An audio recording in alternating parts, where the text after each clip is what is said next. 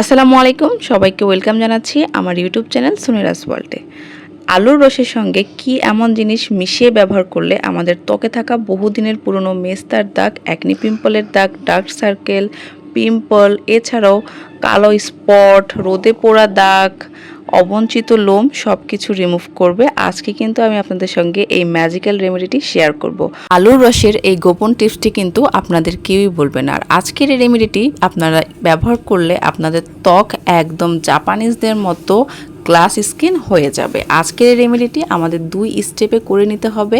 একটা হচ্ছে ক্লিনজিং আর একটা হচ্ছে brightening, skin whitening, lightning face pack. আজকের এই রেমেডিটি প্রতিদিনের মতোই কিন্তু অনেক বেশি ইম্পর্টেন্ট হতে চলেছে। আশা করি ভিডিওটি স্কিপ না করে পুরো ভিডিওটি জুড়েই আমার সঙ্গে থাকবেন। কথা না বাড়িয়ে চলুন মূল রেমেডি শুরু করা যাক।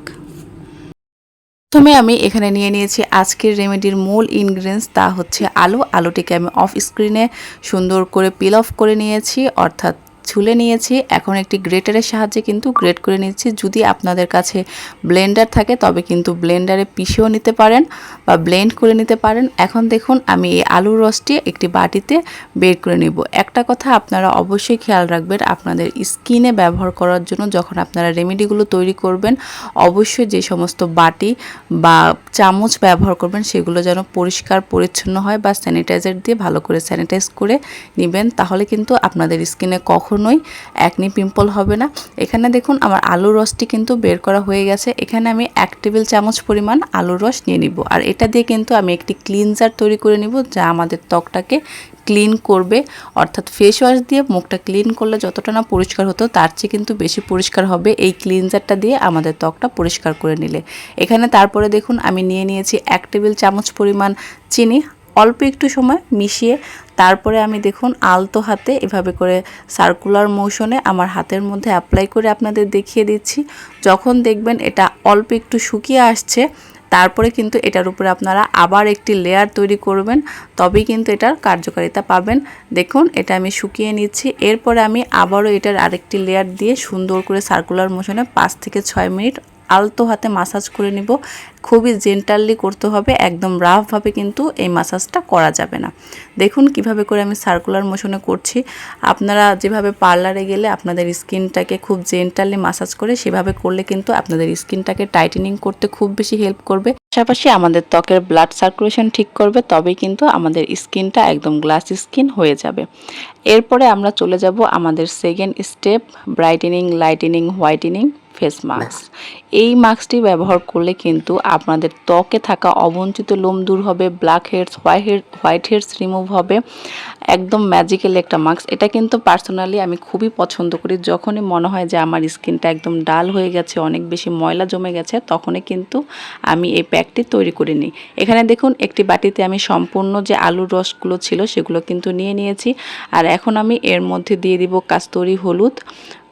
অনেকেই আমাকে কমেন্টে জিজ্ঞেস করেন আপু কাস্তুরি হলুদ কি? কাস্তুরি হলুদ হচ্ছে ওয়াইল্ড টারমারিক বা বনজ যে হলুদগুলো সেগুলো, এগুলো কিন্তু আপনারা বাজারে গেলে পেয়ে যাবেন। আমরা যে রান্নার কাজে ব্যবহার করি যে সমস্ত হলুদ, এটা কিন্তু সেই হলুদ না। তবে যদি আপনাদের কাছে এই হলুদটা অ্যাভেলেবেল না থাকে তাহলে কিন্তু আপনারা কিচেন হলুদ 1 চিমটি পরিমাণ এখানে নিয়ে নিতে পারেন।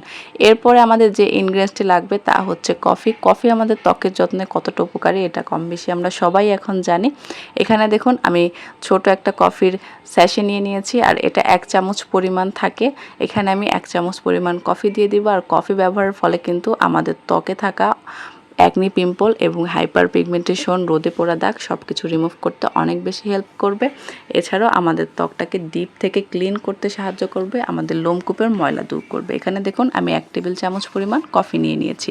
আর অবশ্যই এখানে ব্ল্যাক কফিটা ব্যবহার করতে হবে। এখন আমাদের লাস্ট যে ইনগ্রিডিয়েন্টসটা লাগবে তা হচ্ছে বেসন। এখানে যদি আপনাদের কাছে বেসন না থাকে তাহলে কিন্তু এখানে চালের গুঁড়ো ব্যবহার করতে পারেন। আর চালের গুঁড়ো না থাকলে আটা বা ময়দা ব্যবহার করে নিতে পারেন। তবে এখানে বেসনটা ব্যবহার করতে পারলে সবচাইতে বেশি ভালো হয়, কেননা প্রাচীনকাল থেকে আমাদের ত্বকের যত্নে বেসন ব্যবহৃত হয়ে আসছে। বেসন আমাদের ত্বকের রোদে পোড়া কালো দাগ দূর করতে সাহায্য করে, আমাদের ত্বকটাকে ফর্সা উজ্জ্বল করতে সাহায্য করে, আমাদের ত্বকের বহুদিনের পুরনো জমে থাকা ময়লা দূর করতে সাহায্য করে, অবঞ্চিত লোম দূর করতে সাহায্য করে। এছাড়াও বেসনের অনেক ধরনের উপকারিতা আছে যা আমি বলে শেষ করতে পারবো না।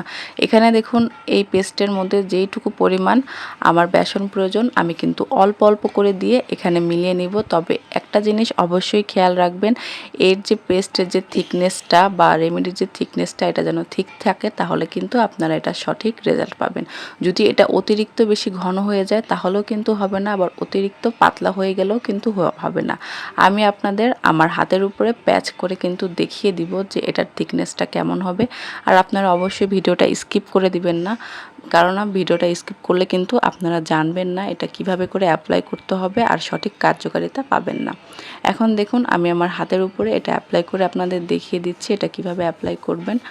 দেখুন এর থিকনেসটা কেমন হয়েছে, একদম পাতলাও না একদম ঘনও না, একদম নরম হাতে এটা জাস্ট জেন্টালি আমাদের স্কিনে আমরা এটা অ্যাপ্লাই করে নিব। আই এরিয়া বাদ দিয়ে সমস্ত স্কিনে কিন্তু এটা আমরা ব্যবহার করতে পারি, আমাদের গলায় ঘাড়ে সব জায়গায় কিন্তু এটা আমরা অ্যাপ্লাই করে নিতে পারবো। দেখুন একদম পাতলা করে এটা আমাদের স্কিনে অ্যাপ্লাই করতে হবে। আর 10 থেকে 15 মিনিট পরে কিন্তু এটা শুকিয়ে যাবে। আর যখন এটা শুকিয়ে যাবে একদম কুসুম গরম পানি দিয়ে একটা তাওয়াল বা নরম একটা সুতি কাপড় ভিজিয়ে তারপরে কিন্তু হালকা হালকা করে চেপে চেপে কিন্তু এটা উঠিয়ে ফেললে দেখতে পারবেন আপনাদের মুখের সমস্ত ময়লা উঠে গেছে, পাশাপাশি অবঞ্চিত লোম দূর হয়ে গেছে, ব্ল্যাক হেডস হোয়াইট হেডস দূর হয়ে গেছে, আপনাদের ত্বকটা একদম হেলদি গ্লোয়িং হয়ে গেছে।